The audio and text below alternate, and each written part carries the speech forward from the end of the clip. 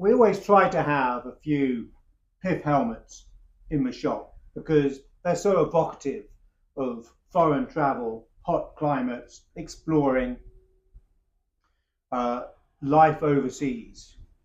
Um, and they're quite collectible in their own right. There are a few people who collect Sola Topis or Pith helmets, or they've always wanted to own one. And there is quite a lot to them, really, quite a lot to be known.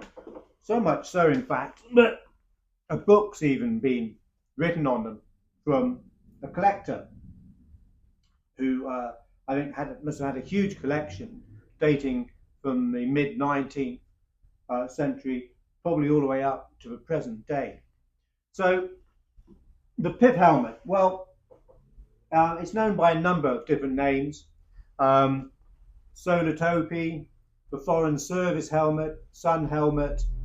Some people even call them polo helmets because you see some images of polo players wearing a similar hat.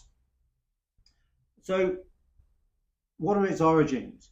Well, it's thought that they were first made in India in the 1840s.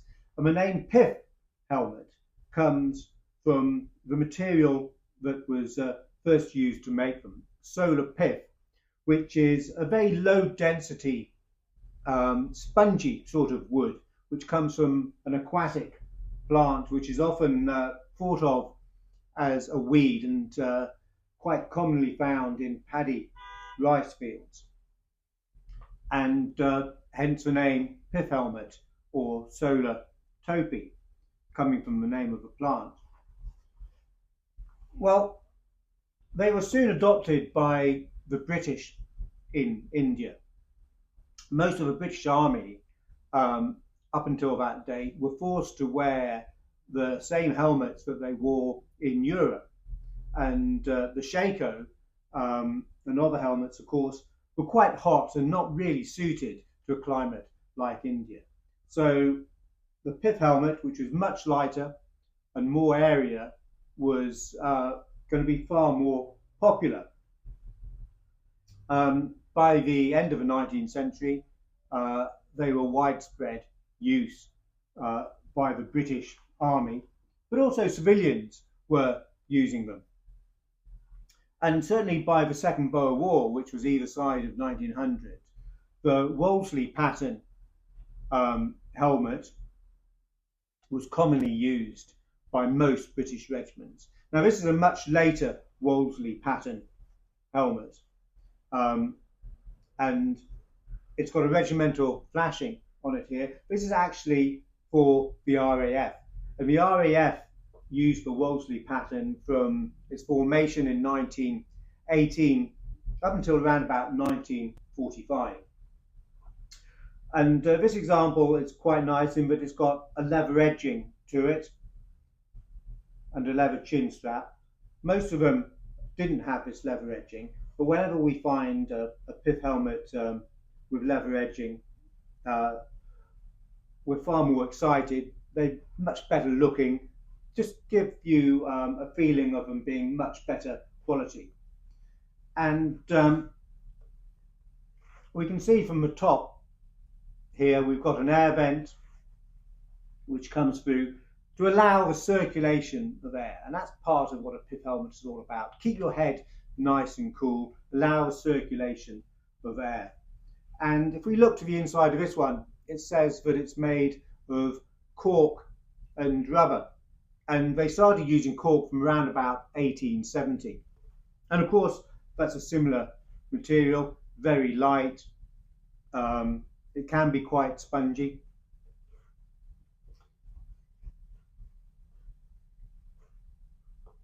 And this one, there's no maker's name. It says London to the label to the interior.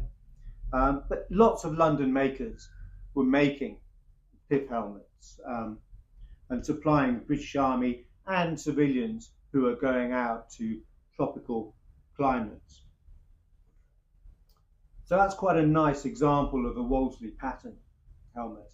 Now, we've had this one for probably 20 years. Lots of people have tried to buy it, it's far more popular than most because of the flashing to it. You don't see pith helmets that often with flashing anymore. I think probably quite often the flashing was taken off by the soldier when they had no longer any use for the helmet. We've never wanted to sell it because it's always very useful in making the shop look the part, helping our portable furniture look like it is perhaps overseas somewhere exciting. So the Wolseley pattern was widespread in use, and this is going to be an early 20th century. So the shape has developed from that used during the Boer War, which is far more upright in shape. And a lot of the earlier British Army pith helmets were white. But of course, if you're a soldier, to be wearing white is not that great. It's going to be far easier for you to be seen. So what a lot of them used to do was rub dirt into the white material or try to stain it with tea or coffee or curry powder. It wasn't until 1884 that they came up with a khaki dye, and the helmets moved from being white, which would stand out to the enemy, to being khaki. Now you're probably wondering what this is. Well, this is a great example of showing the popularity of the pith helmet and how it had moved into everyday life. It's actually a little novelty travel inkwell. It's around about 1900 in date. And if we press the button to the front here, the top of the helmet will lift off and we've got our inkwell to the inside.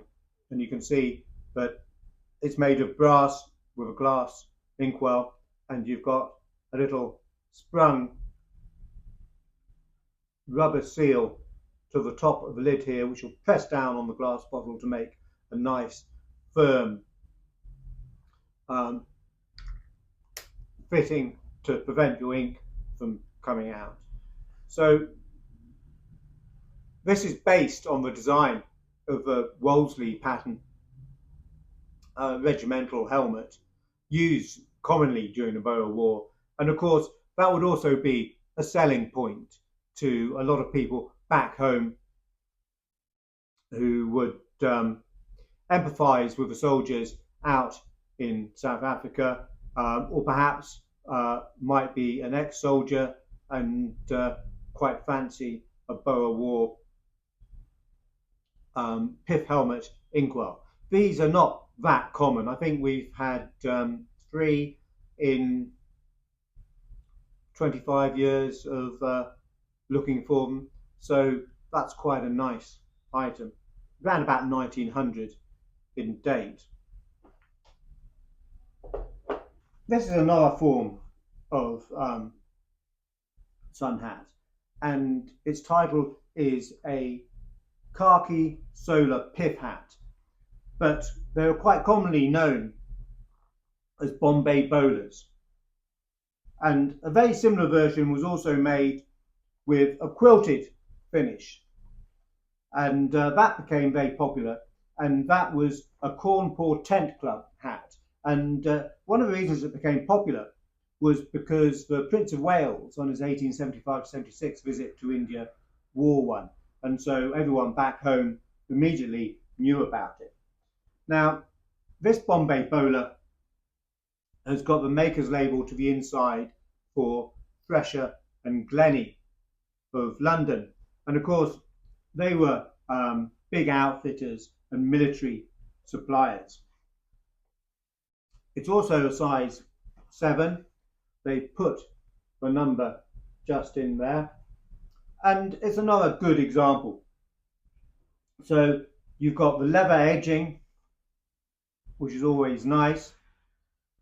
You've got the puggaree pleating, just like the RAF Wolseley example, and you've got the leather chin strap, which goes all the way over the top, through the helmet and back out, and when you're not using it, you typically wrap it over the brim. So this is going to be early 20th century, and that's quite a nice example. Now the third and our last example to show you is also a size 7. You can see it's a similar shape, a little bit chunkier in feel, and both of these, they don't have air vents to the top, but you'll notice these air holes to the sides to help with the circulation of air around your head to keep you cool. You've got a material chin strap to this one. You've got the puggery pleating as well, and pleated to the inside. And this one was made in India. We don't have a maker's name, but you can clearly see there a big label saying made in India, and the size 7. This is going to be early to mid 20th century, I would have thought, and possibly worn by a civilian purchase, an administrator of the empire, perhaps, rather than a soldier. Whether this one ever had a military flashing to it or not, we don't know. There's not much evidence of it, but it may well have had one. So that's a very quick look at the Pith helmet, the Sola Topi, the Foreign Service helmet. There's far more to know about them. I've only just touched on the depth. And it used to be the tradition of British soldiers that when they're on their way home from serving in a hot climate, when they reached Egypt, they would toss their sun helmets, their pith helmets, off a boat into the sea, waving goodbye to the tropical climate and getting back to Europe with a climate that they were far more used to. So I guess the only thing that remains is for me to put one on. The Pith helmet.